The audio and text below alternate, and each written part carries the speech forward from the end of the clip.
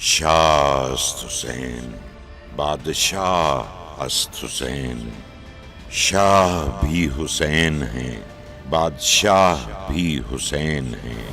دین است حسین، دین پناہ است حسین، دین بھی حسین ہیں، دین کو پناہ دینے والے بھی حسین ہیں۔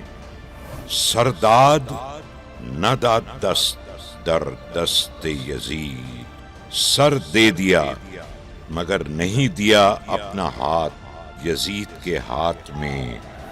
حقا کے بنائے لا الہ است حسین، حقیقت تو یہ ہے کہ لا الہ الا اللہ کی بنیاد ہی حسین ہے۔ بادشاہ حسین، حسین بادشاہ حسین۔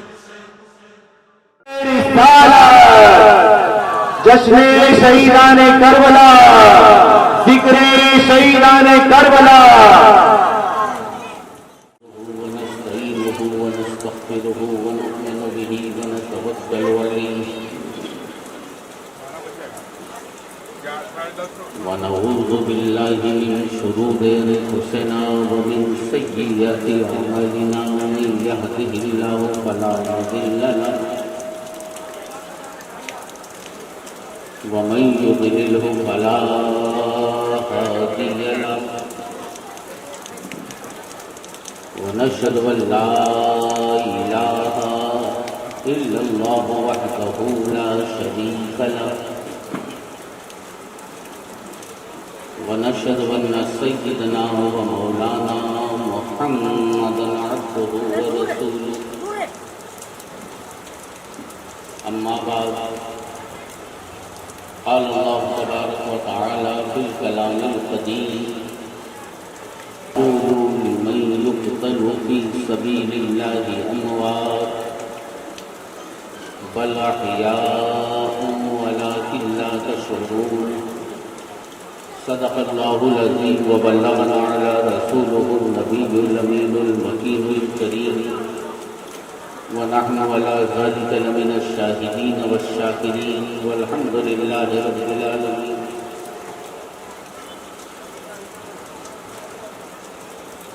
قال الله تبارك وتعالى في شان حبيبه الكريم: إن الله وملائكته يصلون على النبي يا أيها الذين آمنوا صلوا على سيدنا وشفينا ونبينا وكريمنا مولانا محمد وبارك وسلم.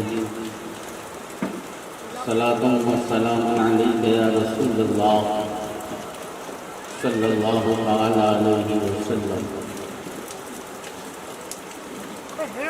من علينا ربنا إذ بعث محمدا أيده بيده، أيدنا بأحمد، أرسله مبشرا أرسله ممجدا. صلوا عليه دائما، صلوا عليه سرمدا. اللهم صل على سيدنا جد الحسن والحسين وعلى آل سيدنا جد الحسن والحسين. شاہ است حسین، بادشاہ است حسین، دین است حسین، دین پناہ است حسین. سرداد نداد دست در دست یزید، حقا کے بنائے لا الہ است حسین.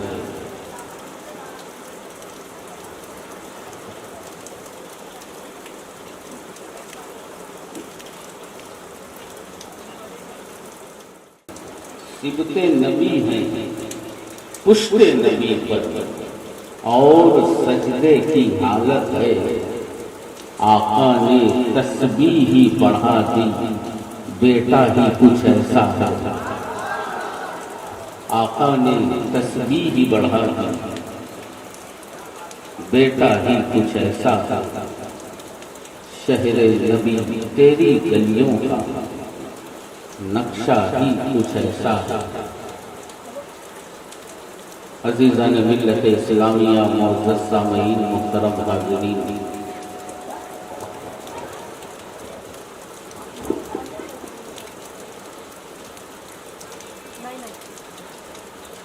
بزرگان ملت،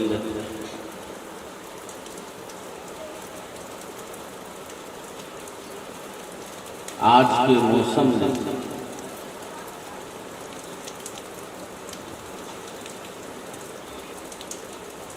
ہمیں اور آپ کو ایک ماحول دے دیا گیا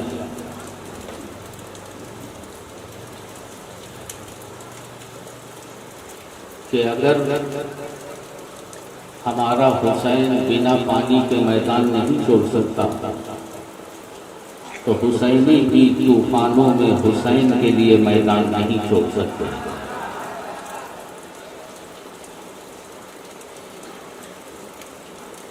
رب کریم کا یہ احسان ہے کہ اس نے اور ہمارے اور آپ کے دلوں میں محبتوں کے وہ چراغ روشن کی کہ آج ہم اس کی دی ہوئی توفیق سے بزم حسین میں حاضر ہیں۔ اللہ رب العزت ہمیں اور آپ کو اس کی برکتیں عطا فرمائے اور فیض حسین سے ہمیں مالا مال فرمائے۔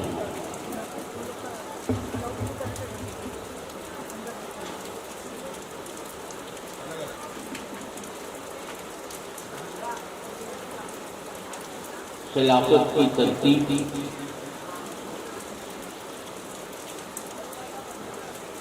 سے ہمارا ذہن جڑے، میں تھوڑی سی روشنی ڈالنا چاہتا ہوں تلاوت کردہ ایک کریمہ پر۔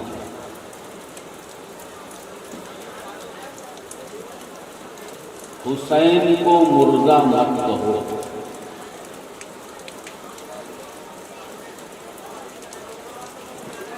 کیونکہ حسین شہید ہے،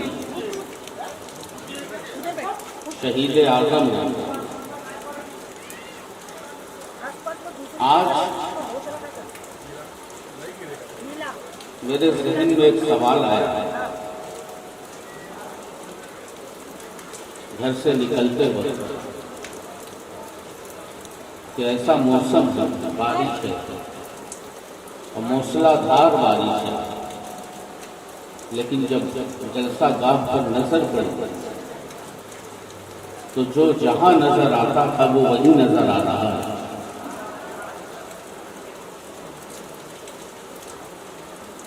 میدان بدر سے لے کر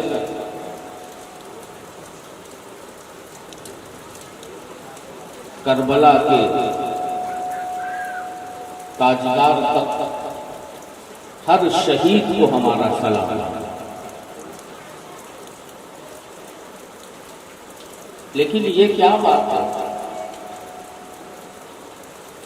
کہ جیسے ہی محرم کا چاند نظر آتا ہے،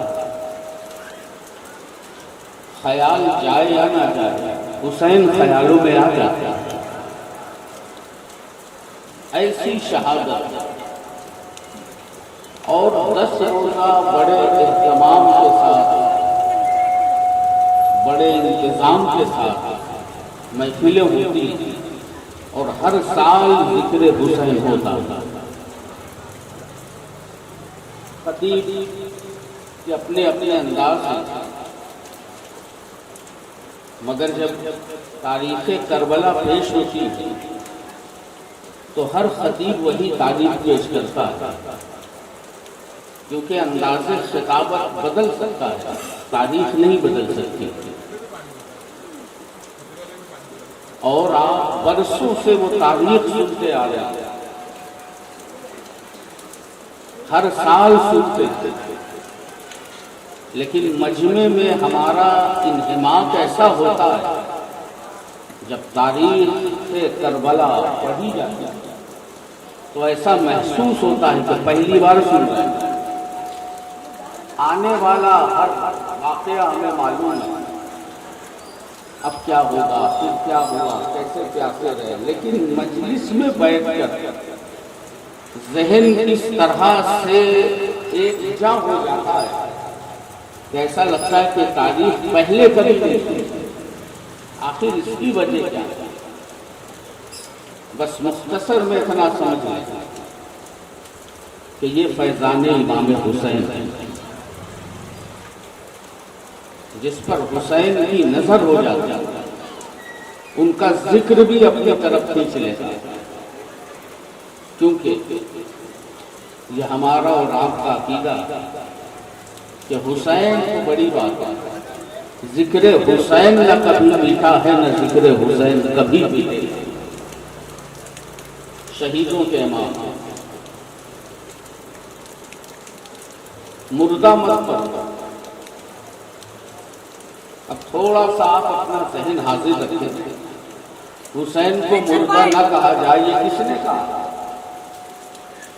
ایک کو رکانا ادھر. ایک سوال ہے، کسی شہید کو مردہ مت کرو یہ کس نے کہا؟ بہت مختصر ہے، رب نے کہا. یہ کسی عالم کا فتویٰ نہیں ہے کہ اس میں اختلاف ہے.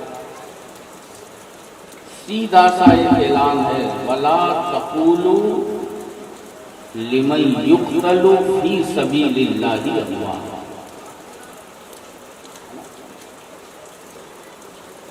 انہیں مردہ مت کرو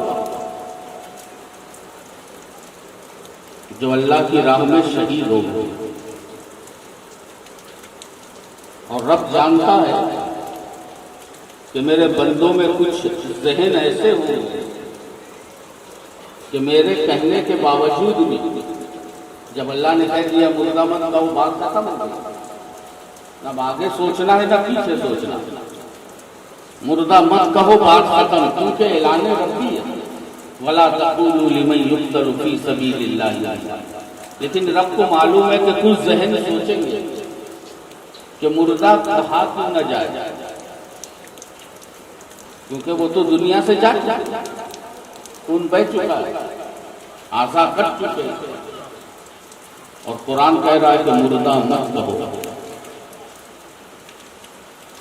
آگے دیکھیں، بات رب نے اتنے پہ نہیں ختم کی کہ مردہ مت کہو، کیونکہ ہمارے ذہن میں ایک بات آ سکتی ہے کہ جس نے گھرانہ لٹا دیا ہو،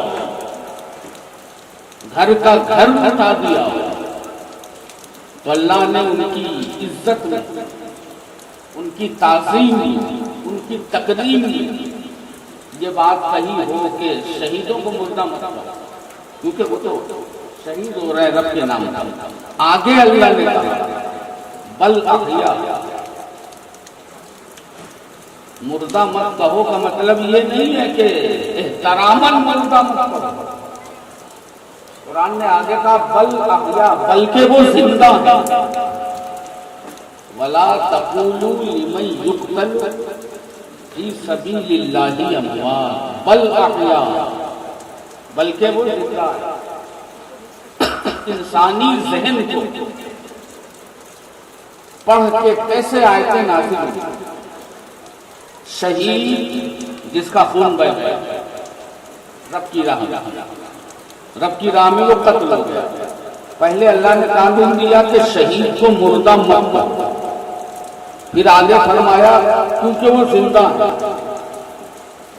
آگے پھر کہہ دیا کہ زیادہ ذہن پہ زور ڈالنا مت. ہمارا اعلان ہے مردہ مت کہو، ہمارا اعلان ہے کہ وہ زندہ ہے.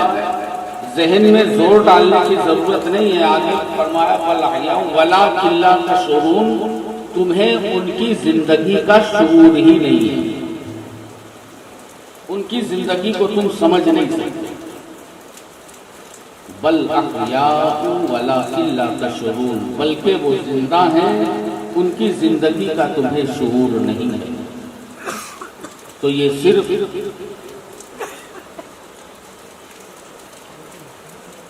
شہیدوں کی محفل نہیں، قرآن کی روشنی میں یہ زندوں کی محفل ہے. کیونکہ کربلا کا ہر شہید زندہ. اور ایک بات، چونکہ ہمارا ذہن کربلا سے جڑنے والا ہے تو آپ شہادت کے نقطے کو سمجھیں بڑے قاعدے سے۔ ایک تو یہ اعلان قرآن کا کہ انہیں مردہ مت کہو، وہ زندہ ہیں، ان کی زندگی کا تمہیں شعور نہیں۔ ایک جگہ اور اچھا، انسان کا ایک مزاج یہ ہے کہ زندگی اور موت یہ دو چیزیں ہیں اور اسے ہم اپنے حساب سے سمجھتے ہیں۔ زندگی ہم سے کوئی پوچھے ہم اپنے حساب سے سمجھائیں گے، موت ہم سے کوئی پوچھے ہم اپنے حساب سے سمجھائیں گے، لیکن جس نے زندگی اور موت کو بنایا وہی رب ہمیں صحیح بتا سکتا ہے کہ زندگی اور موت کسے کہتے ہیں۔ نبی نے اعلان فرمایا کہ میں اللہ کا نبی، کلمہ پڑھ خلاف ہو گئے تھے۔ اچھا، یہ کتنی عجیب سی بات ہے کہ نبی کے کیریکٹر پر انگلی نہیں اٹھائی گئی۔ یہ تھوڑے سے منٹ تھے جب نبی نے چوٹی پر بلایا کافروں کو مکہ کے، کہا کہ اہل مکہ جمع ہو جاؤ، اور کھڑے ہو گئے۔ اس سے پہلے نبی کا بڑا احترام تھا۔ مکہ کے کافر کہتے کہ صادق ہو تو محمد جیسا، امین ہو تو محمد جیسا صلی اللہ علیہ وسلم۔ پھر آپ نے کھڑے ہو کر ڈائریکٹ یہ نہیں کہا کہ میں اللہ کا نبی، پہلے اپنے کیریکٹر کی بات کہ تم نے مجھے کیسے جانا، کیا سمجھا۔ مکہ والوں نے کہا کہ محمد تم سچے ہو، امین بھی ہو۔ آقا نے فرمایا کہ میں کہوں کہ پہاڑ کے پیچھے سے لشکر آ رہا ہے جو تمہیں ہلاک کر دے گا، مانو گے؟ تو کیا کہا؟ کافروں نے مانیں گے۔ یہی کہا مانیں گے، سچائی اعلان سے۔ پھر کہا کہ سنو، میں اللہ کا نبی ہوں اور اللہ نے مجھے تمہاری طرف بھیجا ہے تاکہ میں تمہیں راہ ہدایت پر چلا سکوں۔ فوراً خلاف، فوراً صداقت اپنی جگہ، امانت اپنی جگہ، نبی نے ایک سچی بات کہی بس فوراً خلاف۔ بہرحال لیکن نبی کا ایک مشن تھا۔ ایک سوال ہے، میں اسی لیے آپ کو بات بتا رہا ہوں، یہ سوشل میڈیا کا دور ہے اور ہمارے نوجوان اکثر سوشل میڈیا کے ہوتے ہیں، کیونکہ جو چیز ہم نے سن لی اسی کو ہم مانتے ہیں۔ طرح طرح کی باتیں، طرح طرح کے لیکچر ہیں، لوگوں کے اپنے اپنے نظریات، سب سوشل میڈیا پہ آ گیا۔ اب حد ہو گئی کہ لوگوں نے یہاں تک کہنا شروع کر دیا، یہ بات ذہن میں رکھ لیں، یہ سب قیامت کی نشانیاں ہیں۔ ایمان جاگ آ گیا کہ معاذ اللہ حسین اعظم نے جو قدم اٹھائے تھے وہ خلافت کی لالچ میں، حکومت کی لالچ میں، دولت کی لالچ میں یہ قدم اٹھائے۔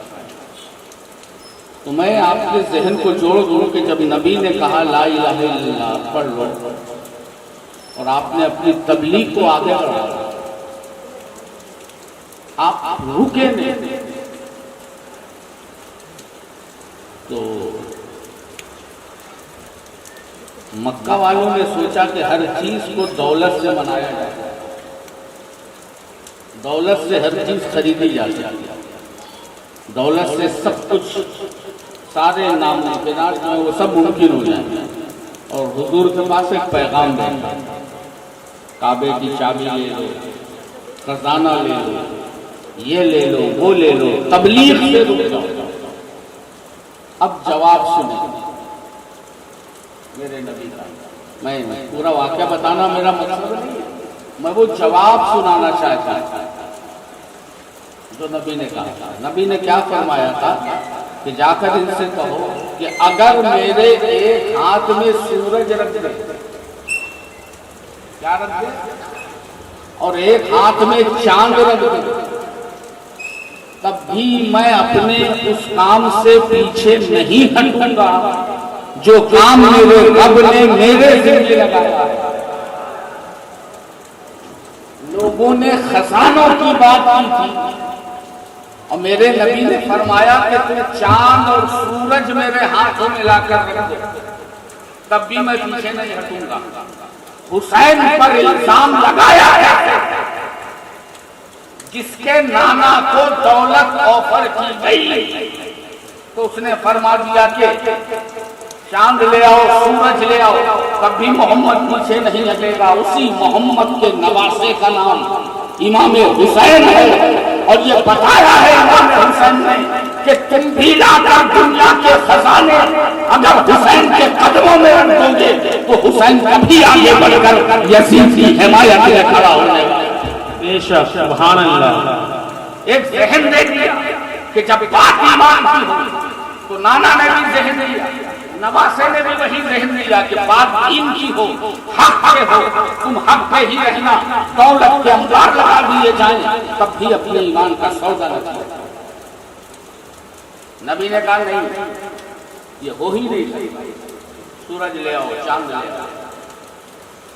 بات ختم ہو گئی. تو جب دولت سے نہیں جیتے تو پھر دشمن کیا کرتا ہے؟ اتیاچار. دیکھیے سب کچھ ویسے ہوا امام حسین کے ساتھ، جیسے جیسے نبی کے ساتھ. پہلے دولت سے منوایا ہے نا، وہ شرائط ہے نا، امام حسین بیعت کر لیں تو یہ ہو جائے گا، وہ ہو جائے گا. پھر نبی کے اوپر ظلم اٹھانا شروع کیا، پتھر مارے طائف میں، کھانا بند کیا، پانی بند کیا. ایک وقت ایسا آ گیا کہ سرکار دو عالم صلی اللہ تعالی علیہ وسلم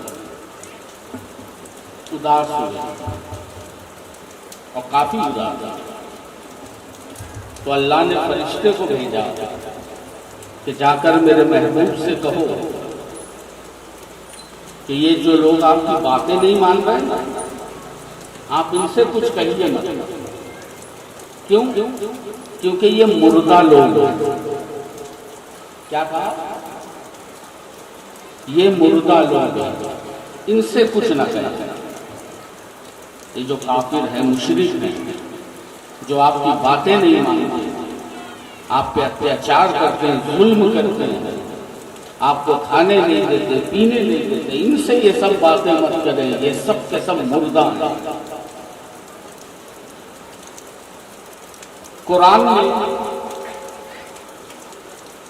دو چیزیں پیش کی ہمارے سامنے.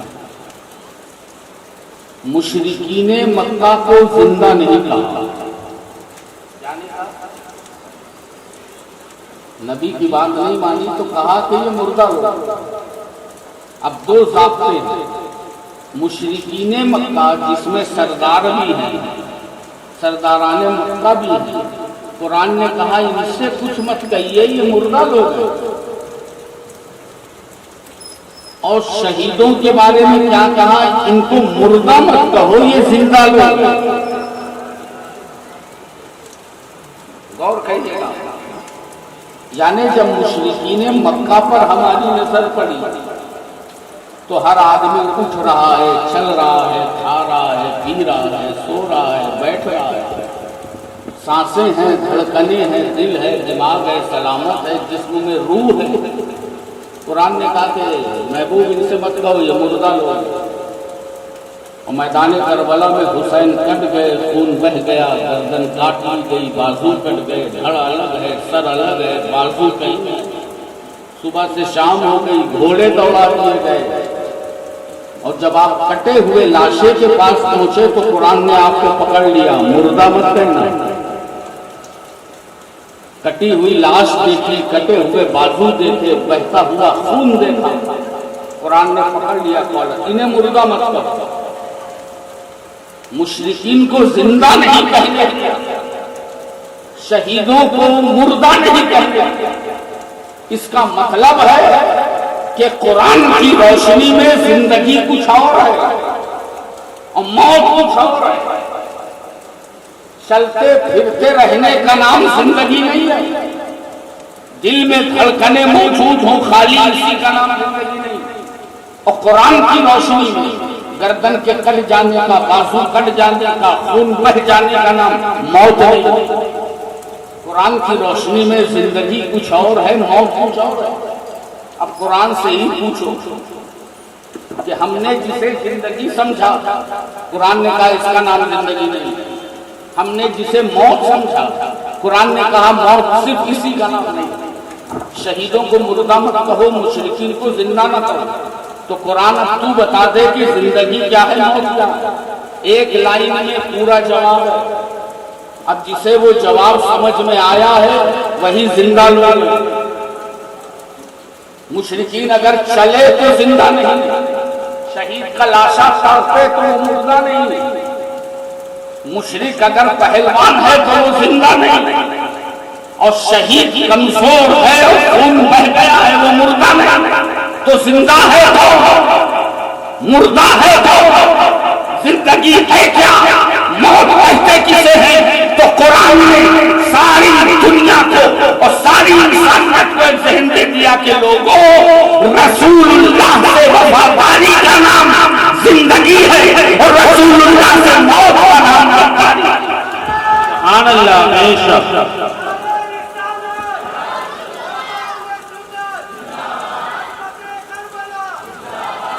جو رسول کا وفادار ہے وہ زندہ ہے، جو غدار مصطفیٰ ہے وہ زندہ ہے.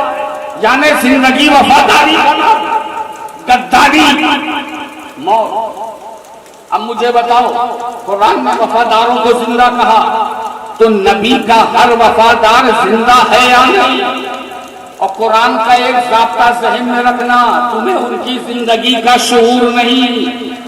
یہ مقرر کی باتیں نہیں، قرآن کا اعلان ہے. تمہیں ان کی زندگی کا شعور نہیں، وہ زندہ لوگ ہیں. بل احیاء ولکن لا تشعرون. رسول سے وفاداری کا نام زندگی ہے. اب مجھے سینے پر ہاتھ رکھ کر بتانا کہ میدان کربلا میں جو کچھ بھی ہوا وہ کس لیے ہوا. اگر آج حسین زندہ ہے تو اس لیے زندہ ہے کہ نانا کی وفا میں قدم اٹھے، دین کو بچانے کے لیے قدم اٹھے. یہ الزام میرے حسین پر مت لگانا کہ دولت کی اور حکومت کی لالچ نے حسین سے مدینہ چھوڑوا دیا.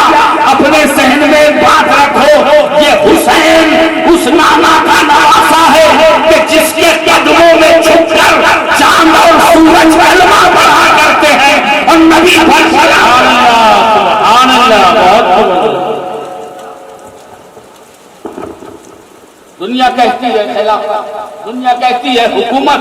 میں کہتا ہوں حسین صرف وفا کے لیے آگے بڑھا. حسین کا ہر اٹھا ہوا قدم وفا تھا. وہ زندہ ہے. ہمیں اس کی زندگی کا شعور نہیں. اور یاد رکھے، جو حسین کا ہو گیا وہ بھی زندہ ہے نا. جو حسین کا ہو گیا وہ بھی زندہ ہے. یہ تعلق حسین چیزیے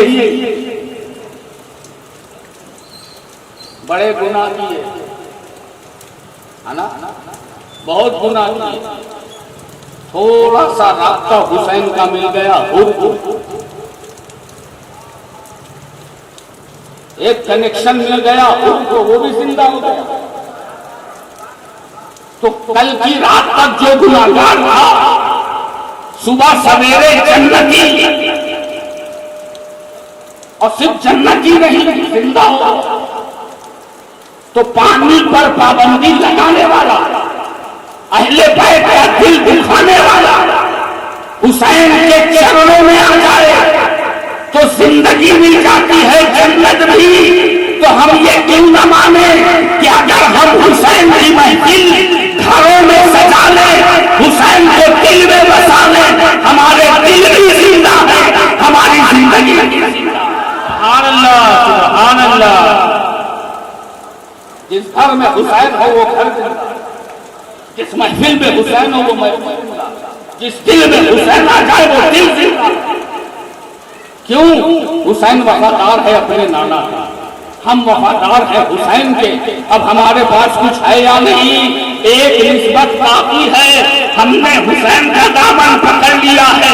اب ہمارا عشق ہمیں پہنچائے یا نہ پہنچائے، میرا حسین ہاتھ پکڑ کر نبی کے قدموں میں پہنچا دے۔ سبحان اللہ، نعرہ تکبیر، نعرہ رسالت، ذکر شہدائے کربلا، امام علی مقام، سبحان اللہ۔ وفاداری زندگی ہے، غداری موت۔ اچھا ایک بات بتائیے، رسول کا وفادار زندہ ہے نا؟ جس نے رسول سے وفا کی، نبی سے وفا، اللہ کے رسول سے وفا، تو وہ زندہ ہے، یہی ہے نا؟ مطلب کیا؟ یاد رکھو، وفا کرو گے رسول سے، خدا کے ساتھ وفا ہوگا۔ دامن پکڑو گے رسول کا، راستہ خدا تک جانے کا۔ تو یہ مت سمجھیے کہ ہم نے نبی کو پکڑا تو زندگی دینے والا رب اس نے عطا کیا۔ وَلَا تَقُولُوا لِمَن يُقْتَلُ فِي سَبِيلِ اللَّهِ أَمْوَاتٌ بَلْ أَحْيَاءٌ وَلَٰكِن لَّا تَشْعُرُونَ۔ کربلا سے پہلے کل اور پرسوں ہماری محفل شہیدوں کے ساتھ ہوگی، تو جب وہ ایک مزاج ہوگا تو یہ باتیں ذہن میں آئیں گی بھی نہیں اور وہاں تک پہنچیں گے۔ اور میں چاہتا ہوں کہ اپنے نوجوان بھائیوں جو بزرگوں کے قدموں کی برکتوں سے ملا وہ میں آپ تک کہتا ہوں۔ اگر حسین کے نانا میں پاور ہوتا، آپ سن لیجیے گا یوٹیوب وغیرہ پہ، تو حسین کو بچایا کیوں ہے نا؟ سنتے ہی ہوں گے آپ۔ ایک رخ دیکھتے کیوں؟ میں بتاتا ہوں۔ سب سے پہلے ذہن میں رکھیں کہ شہادت میرے حسین کا مقدر تھی۔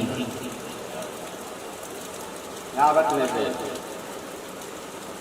بچانا، مدد کرنا۔ کون کہتا ہے کہ میدان کربلا میں نبی نہیں تھا؟ یہ کیسے آپ نے کہا کہ نبی نہیں تھا؟ وہاں نبی بھی تھے، کربلا میں علی بھی تھے، کربلا میں چادر تطہیر کا سایہ بھی تھا۔ سب سے بکواسیں ہو رہی، کیسا ہو جاتا، ایسا ہو جاتا، منٹوں میں کربلا ختم ہو گئی وغیرہ وغیرہ، ہے نا؟ یاد رکھیں حسین امتحان کے لیے چنے گئے اور ایک ایسی لکیر کربلا میں حسین کو کھینچنی تھی تاکہ قیامت تک ہر کلمہ پڑھنے والا مسلمان حق اور باطل کے درمیان فیصلہ کر سکے۔ اور ایک ذہن دے دیا امت مسلمہ کو امام حسین نے کہ لوگوں یہ بات مت کرنا کہ حسین کسی کو بچا نہیں پایا۔ آج یہی باتیں ہیں کہ حسین کسی کو نہ بچا سکے۔ حسین میں کچھ ہوتا اکبر کی جوانی بچا لیتے، حسین میں کچھ ہوتا اون و محمد کو بچا لیتے، حسین میں کچھ ہوتا تو چھوٹے چھوٹے بچوں کو بچا لیتے، یہ بچا لیتے۔ اب میری بات سنو کہ وہ حسین ہی تھا جس نے سب کچھ بچایا ہے۔ تم کہتے ہو حسین میں کچھ ہوتا تو اکبر بچتے، اون و محمد۔ موسیٰ نے ایک چھڑی ماری تھی، چھڑی عصائے موسیٰ مشہور ہے۔ ایک چھڑی ماری تو سمندر نے راستے بنا دیے حضرت موسیٰ کے لیے۔ اگر آج یہ نہ بچی تو پھر سرزمین پر کوئی کلمہ پڑھنے والا نہیں ہوگا۔ یہ کہا ہے نا، دعا کی ربی نے میدان بدر میں. اب کربلا رکھو میدان بدر. بدر پہلا معرکہ ہے اسلام کا، حق و باطل کے درمیان. ہمیشہ ہوتا ہے، لیکن جو ایک پختہ لکیر کھینچ دی ہے وہ کربلا ہے، حسین. بدر صحابہ کا پہلا موقع ہے. بنام اسلام، بنا جذبہ شہادت میں سرشار ہو کر تلواروں کے سائے میں آنا. پہلا موقع، سب کچھ کیا نبی کے لیے، لیکن آ کے میدان میں ڈٹ گئے، کھڑے رہے. چہرے پہ گھبراہٹ ہے مگر کھڑے رہے، پریشانی ہے مگر کھڑے. دشمن کی تعداد زیادہ ہے مگر بدر میں کھڑے ہے نا، کھڑے. اور نبی چہرہ پڑھ رہے، ہر صحابی پریشانی چہرے کی اور چہروں کے غم میرا نبی پڑھ رہا ہے. سبحان اللہ. موسیٰ دریا کے کنارے میرے موسیٰ کی لاٹھی کا جواب نہیں، اور میدان بدر میں میرے نبی کے ہاتھوں میں جو چھڑی تھی اس چھڑی کا جواب نہیں. چہرہ پڑھ کے نبی باہر آئے میدان میں، کہا میرے صحابیوں کیا ہوا؟ جبکہ نبی نے دعا کی. باہر نکلے، یا رسول اللہ کچھ بھی نہیں ہے مگر دشمن زیادہ ہے. ہم تو 313 ہیں، دشمن زیادہ ہیں، مال و اسباب ان کے پاس زیادہ، ہم مختصر ہیں. میرے نبی نے وہیں پر عاشقوں کو ایک ذہن دے دیا. کہا ان کے پاس مال زیادہ ہے؟ کہا جی. لشکر کی تعداد زیادہ ہے؟ کہا جی. نبی نے کہا محمد کس کے ساتھ ہے؟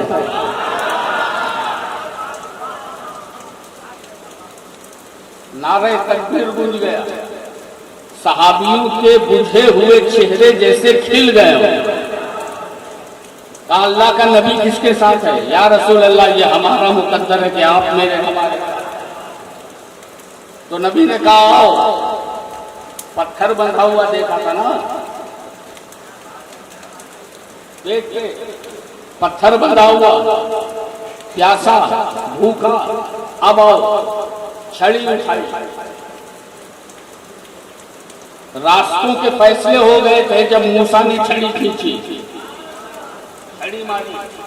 راستوں کے فیصلے ہوئے، مصطفیٰ نے چھڑی لکیر بنا دی تو زندگی اور موت کے فیصلے ہو گئے. ایک لکیر بنا دی مصطفیٰ نے، کہا اسے یاد رکھنا. قریب آ جاؤ، اس لکیر کو یاد رکھو، ابو جہل یہی مرے گا. اور آگے بڑھے. نبی نے ایک لکیر اور کھینچی، ابو لہب یہاں مرے گا. لکیریں کھینچ کر نبی چلے گئے. صحابہ بجھے ہوئے چہرے کھل اٹھے. میدان بدر ختم ہوا تو کچھ صحابیوں کے دل میں تھا کہ ذرا دیکھیں لکیروں کا کیا حال ہے. ڈھونڈتے ڈھونڈتے لکیر پہنچے. ابو جہل کی لاش اٹھائی تو نیچے بنی ہوئی مصطفیٰ کے ہاتھوں کی لکیر. ذہن نے وہاں پہ سوال پیدا کر دیے کہ یہ کیسے ممکن ہے؟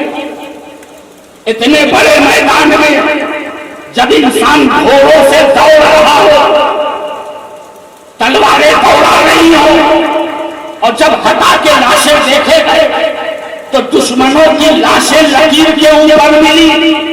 ذہن سوال کرتا رہا، دل نے وہیں پر آواز دے دی کہ ذہن والوں یہ کوئی عام لکیر نہیں، آمنہ کے لال کی کھینچی ہوئی لکیر ہے.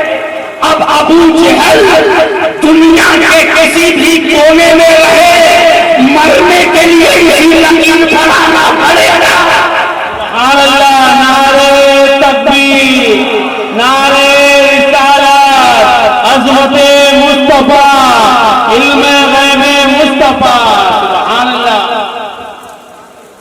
مجال نہیں تھی یزید کے لشکر کہ حسین کا ایک بال بھی کا ہو جاتا.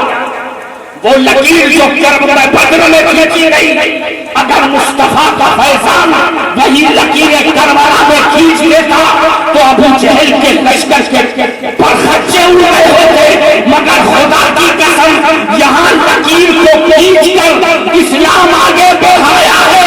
وہاں نواسے کا خون بہا کر اسلام کو نبی میں بچایا.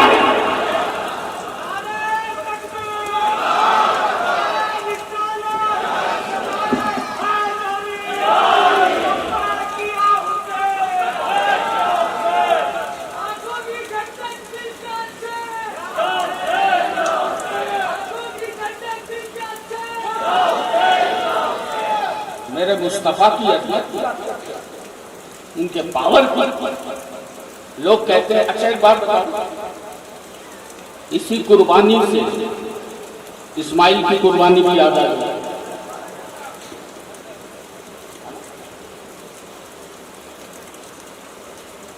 مزہ کس میں ہے؟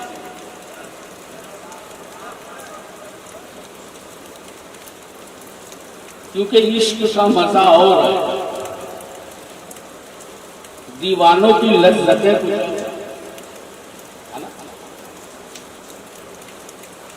حضرت اسماعیل کی قربانی آتی ہے.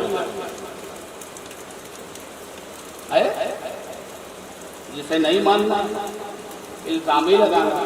ارے یہ کون سی بڑی بات ہو گئی, آنکھوں میں تو پٹی تھی. حضرت ابراہیم نے پٹی باندھی تھی نا آنکھوں میں. جب حضرت اسماعیل کو لٹا دیا تو بیٹا باپ سے کہا کہ بابا پٹی باندھ لیجیے. آئے علامہ اقبال نے کہا یہ وہ قربانی ہے جس کی ابتدا اسماعیل ہے, انتہا حسین ہے. باپ نے جب بیٹے کو لٹایا تو حضرت اسماعیل نے کہا کہ بابا دو چیزوں کا خیال رکھیے گا, آنکھوں پہ پٹی باندھ دیجیے گا, اپنے کپڑے سمیٹ لیجیے. کپڑے کیوں سمیٹ لیجیے؟ میرے گردن سے جب خون بہے گا تو آپ کے کپڑوں میں نہ لگ جائے. پٹی باندھ دی. لوگوں نے کہنا شروع کیا کہ اس قربانی میں کیا ہے, آنکھوں میں پٹی بندی. آنکھ بند کر کے آپ کچھ بھی کر لیں پتہ ہی نہیں چلے گا. عشق والوں نے کہا, صوفیوں نے کہا کہ آنکھوں میں پٹی نہ ہوتی تو مزہ نہ ہوتا. دنیا نے کہا آنکھوں میں پٹی تھی, ہو گئی کیونکہ دیکھا ہی نہیں. چھری چلا رہے آنکھوں میں پٹی ہے, چھری دکھ نہیں رہی. گردن پہ رکھ دی, آنکھوں میں پٹی ہے, گردن دکھ نہیں رہی. بیٹا لیٹا ہوا ہے, آنکھوں میں پٹی ہے, بیٹا دکھ نہیں رہا. تو کہنے والوں نے کہا کہ اس قربانی میں پھر مزہ کیا, کیونکہ آنکھوں میں پٹی ہے. عاشق نے کہا کہ پٹی تھی تبھی تو مزہ تھا, پٹی نہ ہوتی تو مزہ نہ ہوتا. کیونکہ اگر پٹی نہ ہوتی تو ابراہیم دیکھ لیتے کہ بیٹا نہیں زندہ بچ رہا ہے. پٹی تھی, چھری چلتی رہی اور ابراہیم کے تصور میں یہی رہا, زندہ نہیں بیٹا بچ رہا ہے, اسماعیل بچ رہا ہے. تو پٹی کا ہونا یہی اصل قربانی تھی. آنکھیں بند رہی, تمبے پر نظر نہیں پڑی. اور یاد رکھیے گا یہی حال کربلا کی قربانی کا ہے. پوچھتے ہو کہ کٹ گئے تو مزہ کیا ہے, مڑ گئے تو مزہ کیا ہے. میرا عشق کہتا ہے, ایک عاشق کے صادق کی آواز کہتی ہے, مدینے والے کا فرمان کہتا ہے, مزہ تو تب ہے کہ سب کچھ لٹا کے حسین نے بچا لیا ہو, سب کچھ دے کے حسین نے بچا لیا ہو. اپنا گھر بار لٹا کر دینا, قربانی کر کے سب کچھ بچانا, یہ حسین کے مزاج میں ہے. عزیزان ملت اسلامیہ, یہ ہمارا مقدر ہے کہ ایسے لوگوں کا دامن ہاتھوں میں لے کر ان کی محفل سجائے جائے. اور آگے یہ تو میرے نبی کی بات ہے نا. خود حضرت امام حسین رضی اللہ عنہ، اس پہ بھی انشاءاللہ تعالی ہماری آخری گفتگو ہوگی، لیکن یہ دو چیزیں آپ ذہن میں رکھیں کہ حسین، میرا حسین وہ کل بھی پاور والا تھا، آج بھی پاور والا ہے، یہ بیٹھا ہوا حسین زندہ ہے، اور یہ مت سمجھیے گا کہ یہ کسی عالم کی بولی، یہ قرآن ہے، مردہ مت کہو شہیدوں کو وہ زندہ ہے۔ تو جب یہ ذہن بیٹھا لو گے تبھی 10 محرم میں تم کربلا پہنچ سکتے اور فیضان امام حسین سے مالا مال۔ اسلام کی تاریخ کربلا بھی پہنچ گئی،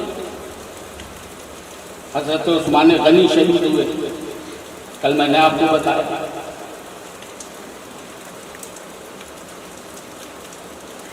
تخت خلافت پر ولیوں کا امام طلبہ ہوا، مولا علی آ گیا۔ اچھا ایک چیز ہے کہ میرے جو نبی کا گھرانہ آل محمد صلی اللہ علیہ وسلم، اہل بیت اطہار، شروع سے مشکلات ان کے ساتھ میں رہی، کبھی بیوی فاطمہ کے گھر پہ فاقے، کبھی گھر میں کھانے کو کچھ نہیں، کبھی روزہ رکھا تو افطار کچھ نہیں، یہ سلسلہ یہ چل رہا۔ جب حضرت علی مشکل کشا شیر خدا ابو الحسن جلوہ گر ہوئے تمام تر اختلافات کے ساتھ، اور ایک بات ذہن میں رکھیں، جتنے معاملات چاروں طرف سے اٹھ چکے تھے اس وقت ضروری تھا کہ ذوالفقار حیدری سامنے آئے اور حق و باطل کے درمیان فیصلہ کرے، اور مولا علی امام عالی مقام سیدنا امام حسن دونوں بھائی والد کے ساتھ حالات گزرتے رہے، اور شہادت علی کا بھی مقدر تھی، اور ایک فتنے نے جنم لیا، فتنہ خارجیت نے سر اٹھایا، یہ سب دولت کے لالچی اٹھایا، ہوس میں، کسی کو دولت کی ہوس، کسی کو عورت کی ہوس، کسی کو حکومت کی ہوس، اور ایک بدکار عبد الرحمن ابن ملجم خارجی گروہ سے تعلق رکھنے والا، اس نے یہ ذہن بنایا کہ مولا علی کو میں قتل کروں۔ شیر خدا ہے وہ، ذوالفقار حیدری کی چمک ہے ہاتھوں میں، لیکن شہادت مقرر ان کا مقدر تھا۔ ارادہ بنایا عبد الرحمن ابن ملجم نے کہ مولا علی کو میں شہید کروں گا۔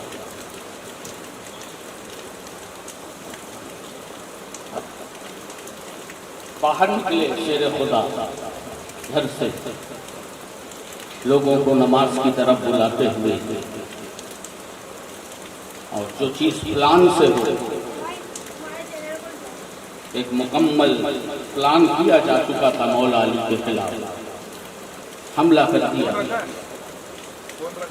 کہنے کا مطلب یہ ہے کہ خلافت عثمان کے بعد مولا علی جب جلوہ گر ہوئے، کچھ دنوں کے بعد زمانے نے دیکھا کہ آپ نے بھی جام شہادت نوش فرمایا، رمضان المبارک کی 21 تاریخ تھی، اور مولا علی شیر خدا،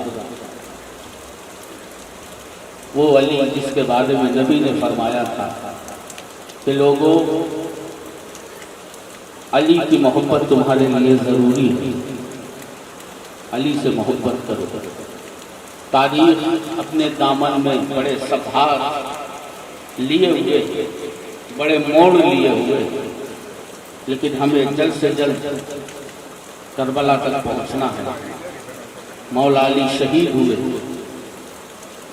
تو آپ کا وہ نور نظر جس کے بارے میں خود حضرت علی نے فرمایا تھا کہ امام حسن رضی اللہ تعالیٰ عنہ جب آپ کے چہرے کو دیکھتے تو چہرے سے لے کر سینہ مبارک تک ہم شبیہ مصطفیٰ صلی اللہ تعالیٰ علیہ وسلم۔ حضرت علی نے فرمایا کہ میرے دو بیٹے حسن اور حسین، حسن سر سے لے کر سینے تک ایسا لگتا تھا کہ حضور صلی اللہ تعالیٰ علیہ وسلم کی شبیہ، اور امام حسین رسول کے سینہ مبارک سے نیچے کا جو حصہ تھا وہ امام حسین ہو بہو رسول اللہ لگا کرتے۔ اور یہ دو الگ الگ سائے جنہیں اللہ نے ہم شبیہ مصطفیٰ صلی اللہ تعالیٰ علیہ وسلم بنا کر پوری دنیا کے سامنے پیش کیا۔ مولا علی کا وہ لاڈلا حضرت امام حسن رضی اللہ تعالیٰ عنہ۔ ایک بات ذہن میں رکھیے گا، حضرت ابو بکر صدیق رضی اللہ تعالیٰ عنہ آپ فرماتے ہیں کہ آقا کائنات صلی اللہ تعالیٰ علیہ وسلم خطبہ دے رہے ہیں اور منبر پر جلوہ فرما ہے، اور ساتھ میں امام حسن کو بھی بیٹھایا ہوا ہے۔ تو منبر پر رسول پاک ہیں، بغل میں حضرت امام حسن ہیں، سامنے صحابہ ہیں۔ اچھا، جب خطبہ دیا جاتا ہے تو ایک مزاج ہے کہ نظر سامعین پہ ہوتی ہے، جو بات کرے گا وہ سامعین پہ نظر رکھتا ہے۔ جیسے میں آپ سے گفتگو کر رہا ہوں، میری زیادہ توجہ آپ کی طرف ہے، کبھی کبھی ادھر دیکھا جاتا ہے، لیکن ساری توجہ سامعین کی طرف رہتی ہے۔ حضرت ابو بکر رضی اللہ تعالیٰ عنہ فرماتے ہیں کہ اس دن ہم نے تھوڑا سا الگ دیکھا، سرکار جلوہ فرما، بازو میں حضرت امام حسن رضی اللہ تعالیٰ عنہ، تو سرکار خطبہ ارشاد فرما۔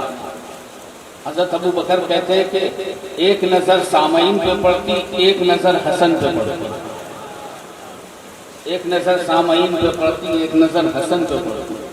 خطبہ مکمل ہوا، پھر امام حسن کی طرف دیکھا اور سرکار فرماتے ہیں کہ میرے صحابیوں، میرا یہ بیٹا سردار ہے۔ کیا فرمایا؟ میرا یہ بیٹا، میرا یہ نواسہ سردار ہے، اور سرداری کیسی کہ یہ مسلمانوں کے دو بڑے گروہ اللہ تبارک و تعالیٰ اس کے ذریعے، میرے اس بیٹے کے ذریعے مسلمانوں کے دو بڑے گروہ میں صلح کروائے۔ آپ نظر مصطفیٰ تو دیکھیں صلی اللہ علیہ وسلم، جو ہونے والا ہے وہ نبی بتا رہا ہے، کل جو ہوگا۔ امام حسین کی پرورش آغوش مصطفیٰ میں ہوئی، سب کچھ روز روشن کی طرح آیا ہے۔ مولا علی مشکل کشا شیر خدا کے بعد جب مولا امام حسن رضی اللہ تعالیٰ عنہ تخت خلافت پر جلوہ فرما ہوئے تو چاروں طرف خارجی بلوائی حضرت عثمان کے دور سے جو فتنے اٹھے تھے، کوئی جگہ ایسی بچی نہیں تھی یہاں فتنے نہیں تھے، جگہ جگہ فتنے۔ حضرت عثمان غنی کے دور سے ہی فتنوں نے جنم لینا شروع کیا تھا۔ آپ سوچیں کہ مولا علی تک اٹھل کھاتے مولا علی تھی جو فتنے دبتے رہے۔ امام حسن آ گیا، نبی کا نواسہ ہے، ماحول کو پڑھ رہا، سارے ماحول کو پڑھا گیا۔ والد سے ہوئی تمام جنگوں پہ حضرت امام حسن کی نظر تھی، جس میں ہزار مسلمان شہید کیے گئے۔ کچھ جنگیں ہوئی، جنگ صفین ہو، جنگ جمل ہو، سارے نقشے حضرت امام حسن کی نگاہوں کے سامنے تھے۔ تو دل حسن نے فیصلہ کیا کہ اس سے پہلے اور مسلمانوں کا خون بہے میں کوئی ایک نیا راستہ نکالتا ہوں، جس کا تذکرہ نبی پاک نے منبر پہ کیا تھا کہ مسلمانوں کے دو بڑے گروہ میں اللہ اس سے صلح کرے، اور حضرت امیر معاویہ سے صلح کی۔ صلح کا نتیجہ یہ ہوا کہ لڑائیاں تھمی، خون بہنا کم ہوا، اور امام حسن کی اس قربانی اسلام کو ایک نئی جلا دی کہ صرف گھرانے رسول کا مقدر کہ جنہوں نے ہر موڑ پر اسلام اور اسلام کی بقا کے لیے اپنا سب کچھ قربان کیا۔ اور امام حسن معمولی ہستی نہیں ہے، سب کچھ اللہ نے نوازا تھا، لیکن جو دل میں خوف الہی محبت رسول تھی، تاریخ میں آتا ہے کہ آپ کے اندر اتنا زیادہ خوف خدا، عشق رسول، تقوی بھرا ہوا، 25 حج آپ نے پیدل کیے۔ حضرت امام حسن رضی اللہ تعالیٰ علیہ السلام 25 حج آپ نے پیدل کیے، سواری بھی تھی، نواسے رسول تھے، سب کچھ تھا، لیکن وہ ایمان کا وہ جو ایک جلوہ تھا امام حسن کے سینے میں، اور ان چیزوں نے بتایا کہ آپ کی نظر میں دنیا سے زیادہ دین کی اہمیت ہے۔ سب کچھ حوالے کیا، حضرت امیر معاویہ کو دیا۔ حضرت امیر معاویہ نے خلافت حضرت امام حسن کا تھا۔ یہ بات یہاں پر ذہن میں رکھے، میرے آقا نے فرمایا تھا کہ میرے بعد خلافت 30 سال ہوئی، تو حضرت امام حسن کے آخر کے 6 مہینے آپ تخت خلافت پہ جلوہ بار رہے، اور خلافت کا سلسلہ وہاں پہ ختم۔ اب ملوکیت شروع ہوئی، پھر حضرت امیر معاویہ کا دور آیا، چلتا رہا۔ بنو امیہ کے شریف ترین لوگوں نے اس میں بھی بہت کچھ بگاڑنا چاہا اسلام کے نقشے، تو بہرحال صحابی کی حیثیت سے حضرت امیر معاویہ تھے، دبایا، لیکن وہ ذہن جو حضرت عثمان غنی کے دور سے ہی اسلام کے دشمن بنے بیٹھے تھے، لیکن مکمل کھل کے نہیں، کبھی علی نے دبا دیا، کبھی حسن نے دبا دیا، پھر حضرت امیر معاویہ نے دبا دیا۔ جیسے ہی یزید بیٹھا، حضرت امیر معاویہ کے بعد یزید بیٹھا ہے اور شیطنت چل رہا ہے، خلافت پہ یزید آ گیا۔ امام حضرت امام حسین رضی اللہ تعالیٰ اس وقت مدینہ منورہ، جب یزید کا اعلان کیا تو چونکہ خلافت ختم ہو گئی تھی، تو وہ تمام چیزیں جو ایک خلافت کو روشن کرتی ہیں، جیسے حضرت ابوبکر کی خلافت، حضرت عمر فاروق کی خلافت، مولا علی کی، جس نے خلافت کو روشن کیا، وہ تمام چیزیں یہاں ختم ہو گئی کیونکہ خلافت ہی ختم، اور بیٹھتے ہی اعلان کر دیا کہ اب میں مسلمانوں کا امیر ہوں، اور سب سے پہلے مدینہ منورہ اس نے حکم نامہ جاری کیا۔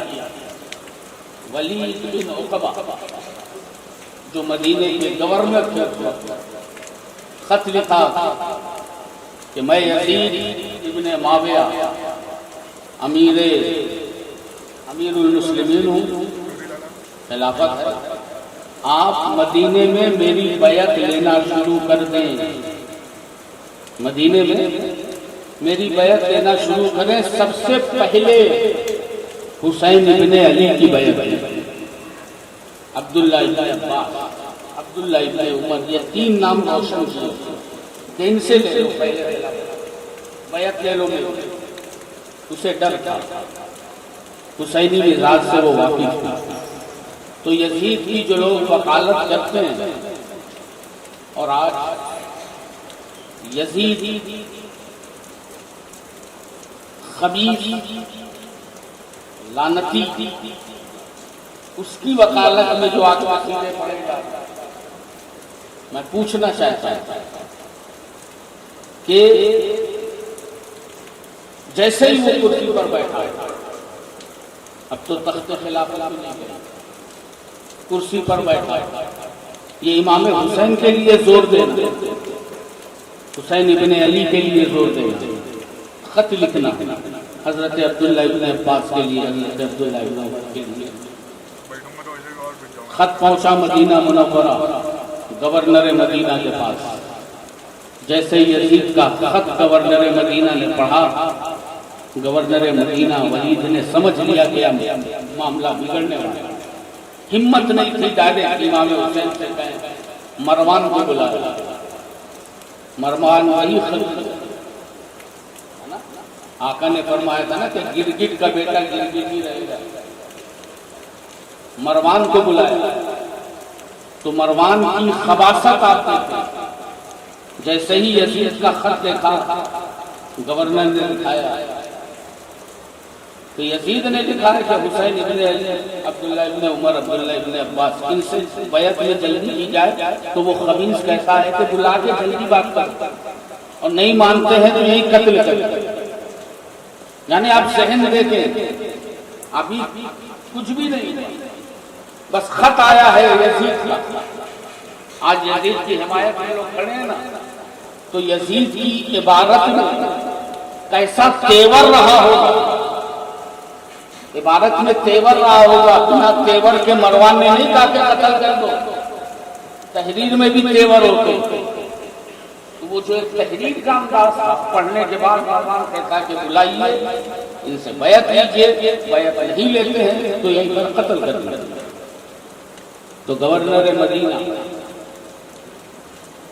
جو ولی، انہوں نے کہا اتنا آسان نہیں، بہرحال حضرت امام حسین تک جب یہ بات پہنچی، گورنر نے بلایا حضرت امام حسین کو، تو حق جن کے گھر سے پھیلا ہو وہ گورنروں کی دھمکی سے ڈر جائے، یہ ممکن ہی نہیں، اور تو پہلا خط یزید، گورنر مدینہ ولید بن عقبہ نے جب پہلی بار کہا اپنے یہاں کہ یزید کی بیعت لیتے، تو پہلے ہی خط میں، پہلے جواب میں وہیں پر امام حسین نے بتا دیا کہ میں حسین ہوں۔ امام حسین نے فرمایا، وہ جملے آپ دیکھیں، حسین ابن علی یہاں گھر کے اندر دروازہ بند کر کے کسی کی بیعت کرے گا؟ بڑی سچائی کی بات ہے تو اعلان کرو باہر لوگوں سے بیعت لینا شروع کرو۔ امام حسین کھڑے ہوئے غصے میں چلے آئے، عزیزان ملت اسلامیہ، اب یہاں سے جو ایک یزیدی خباثت کا دور شروع ہوا ہے جو کربلا تک پہنچا، اللہ تبارک و تعالی ہر دور میں ہمیں حسینی بنا کے رکھے، حسین کا سایہ فرمائے، ان کے دامن کا سایہ نصیب فرمائے انشاءاللہ تعالی۔ پھر جو کچھ ہوا کل آپ بڑی پابندی سے آئے، تشریف لائیں، بس یہ سمجھ لیں کہ خط پہنچ چکا ہے مدینہ اور امام حسین پر بیعت کا دباؤ بنا دیا گیا۔ اب حسین نے کیا کیا، کیسے کیا، کس طرح کیا، کیا جلوے دکھائے، کیا جوہر دکھائے، یہ کل کی شام اور عاشورے کی صبح میں ہمیں انشاءاللہ تعالی سماعت کرنا ہے۔ اللہ تبارک و تعالی ہمیں اور آپ کو صراط مستقیم پر چلنے کی توفیق عطا فرمائے، حق بولنے، حق سننے، حق سمجھنے اور حق پر ہی عمل کرنے کی توفیق عطا فرمائے۔ وما علینا الا البلاغ۔ السلام علیکم ورحمۃ اللہ وبرکاتہ۔ کھڑے ہو جائیں، صلاۃ و سلام۔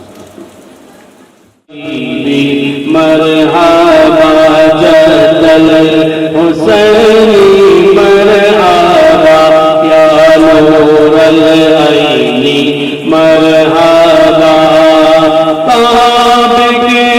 بدروت جا تم پہ کروڑوں درود طیبہ کے شمس و ضحا تم پہ کروڑوں درود یا حبیبی مرحبا یا حبیبی سینے پہ رکھ دو ذرا سینے پہ رکھ دو ذرا تم پہ کروڑوں درود یا حبیبی مرحبا یا حبیبی مرحبا جد الحسین مرحبا یا عینی مرحبا کیوں کہوں بے بس ہوں میں کیوں کہوں بے بس ہوں میں کیوں کہوں بے بس ہوں میں کیوں کہوں بے بس ہوں میں تم ہو تم پر فدا تم ہو تم پر فدا تم پہ کروڑوں درود یا حبیبی مرحبا یا حبیبی مرحبا جد الحسینی مرحبا یا نور مرحبا کر کے تمہارے گناہ مانگے تمہاری پناہ کر کے تمہارے گناہ مانگے تمہاری پناہ تم کہو دامن میرا تم کہو دامن میرا تم پہ کروڑوں درود یا حبیبی مرحبا یا حبیبی مرحبا جد الحسینی مرحبا عینی مرحبا کام وہ لے لیجیے تم کو راضی کرے کام وہ لے لیجیے تم کو راضی کرے ٹھیک ہو نام رضا ٹھیک ہو نام رضا تم پہ کروڑوں درود یا حبیبی مرحبا یا حبیبی مرحبا جد الحسین رب سلم علی رسول اللہ مرحبا مرحبا یا رسول اللہ یا نبی سلام علیکہ یا رسول سلام علیکہ یا حبیب سلام علیکہ صلوات اللہ علیکہ رحمتوں کے تاج والے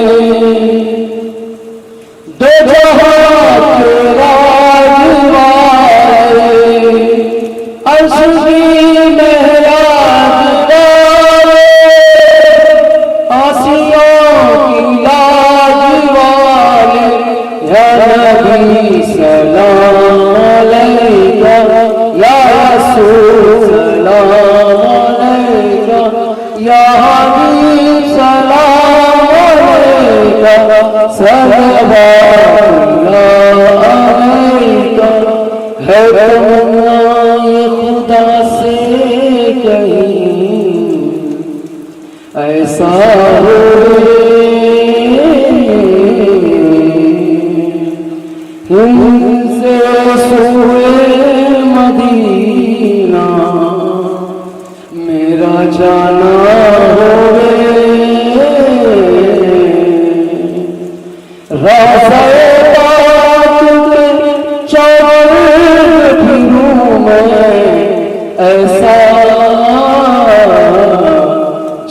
پروانہ سر شمع پہ پھرتا ہوئے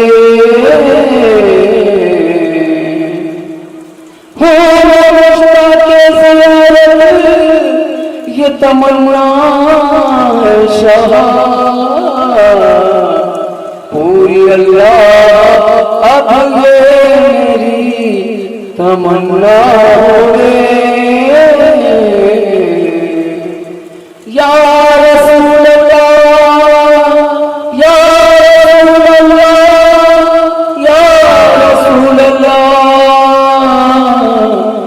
دستا ہر دل کی سن لو یا نبی محفل کی سن لو ہم گناہگاروں کی سن لو التجا ساحل کی سن لو یا نبی سلام علیکہ یا رسول سلام علیکہ یا حبیب سلام علیکہ صلوات اللہ علیکہ صدقہ دو مولا علی کا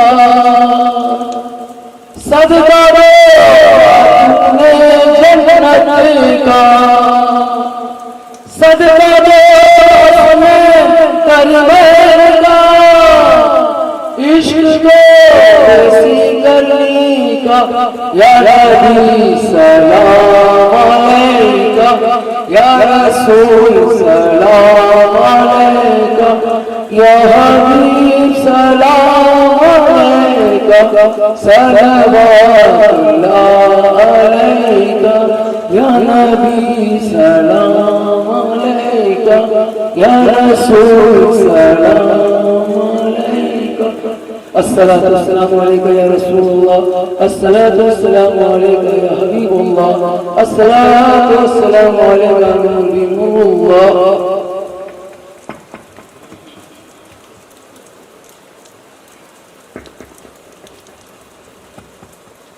اللہم صلی علی سیدنا و شفینا و نبینا و کریمنا مولانا محمد مبارک وسلم صلاة و سلام علیکہ یا رسول اللہ صلی اللہ علیہ وسلم ملکہ بادشاہ کریمہ کا سازہ بندہ نوازہ کرم فرمانے والا ہے کرم فرمانے رحم فرمانے والا ہے رحم فرمانے الہ العالمین تیری دی ہوئی توفیق سے ہم نے اس بزم پاک کا انعقاد کیا ہے مولا اسے اپنی بارگاہ میں قبول فرمانے ہمارے پڑھنے میں یہاں سننے میں سنانے میں کسی طرح کی کوئی غلطی لفظ شامل ہوئی مولا اسے اپنے فضل و کرم سے معاف فرما الہ العالمین اس محفل پاک کی برکت سے ہم میں جو بھی بیمار ہیں شفا کاملہ و عاجلہ عطا فرما ہمارے تمام مرحومین کی مغفرت فرما مولا خصوصیت کے ساتھ مرحوم اختر علی مرحوم عبداللہ شاہ مرحوم خالد مرحوم آمنہ مرحوم خاتون بھی مرحوم رابعہ بھی مرحوم قاسم مرحوم آمنہ اس کے علاوہ امت مسلمہ کے تمام مرحومین کی مولا مغفرت فرما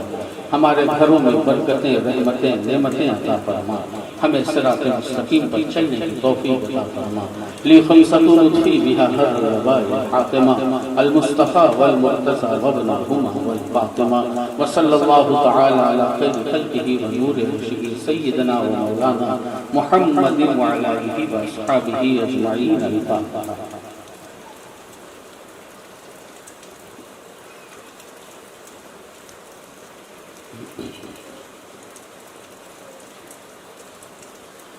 قال الله تبارك وتعالى في شان حبيبه الكريم إن الله وملائكته يصلون على النبي يا أيها الذين آمنوا صلوا عليه وسلموا تسليما اللهم صل على سيدنا وشفينا ونبينا وكريمنا مولانا محمد وبارك وسلم صلاة وسلام عليك يا رسول الله ألا إن أولياء الله لا خوف عليهم ولا هم يحزنون الذين آمنوا وكانوا يتقون سبحان ربك رب العزة عما يصفون وسلام على المرسلين والحمد لله رب العالمين